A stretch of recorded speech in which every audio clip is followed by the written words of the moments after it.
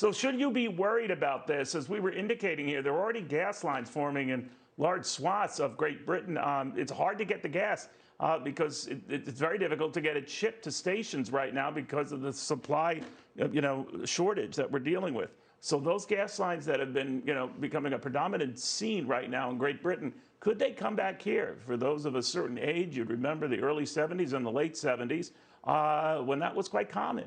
Are we revisiting the past? Even though Scott Martin wasn't even alive, I suspect he reads history books. So, Scott, what do you think? Are we looking at the same? I do. I did a deep study, Neil. I was born in the gas crisis, so let's say that's indicative enough. So I don't believe so because the infrastructure and the transportation structures here in the U.S. are much better, let's just say, than what we're seeing in Great Britain so far. So I think we'll be okay, aside from maybe a pipeline attack or something that we remember just of recent note. So I believe that things are going to be relatively okay, but that doesn't isolate us, Neil, from the fact that you mentioned earlier with Grady about how some of the targets on crude prices now have moved up to 90. Our target personally at Kingsview is about $100 a barrel within the next 6 to 8 months because of demand coming back online and because of the supply constraints. So there are realistic impacts to the fact that we are going to see higher oil here, which is also not only hurting the consumer, but think, Neil, about the producers and some of the companies who factor in these oil prices so much of their production, their transportations of goods and services. That's going to tick up the prices and costs for them as well.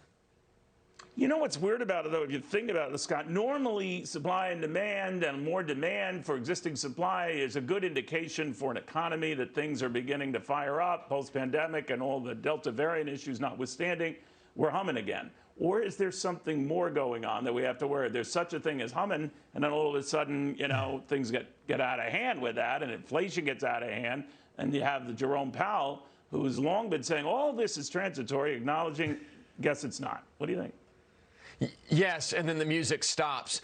And I agree with you. There's a certain amount of inflation that's good, frankly, Neil, that we've seen over the course of many years, back to my very deep studies of these matters, where as long as inflation is not hyper, let's say, and is transitory, that shows up in stock prices. Like, that is okay. When inflation is unmanageable and just crazy hyperinflation, as a word is used in economics, that's not so great.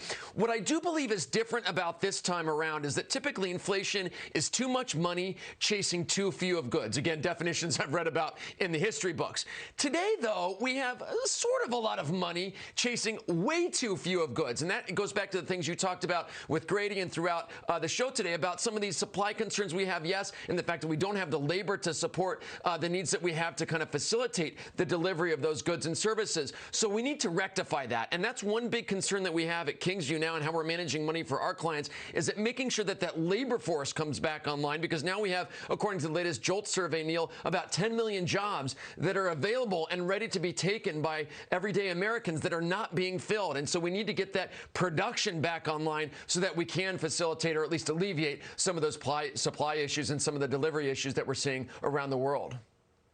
Now, well, that inflation, to your point, is real. The next time we're together, I'll tell you about my wife and I and our first mortgage. It was 13.5%, but we don't have time right now. But what a deal! It's a great story. You probably didn't hear it, under 100 times before. Scott, great catching up with you, my young lass. All right, in the meantime here.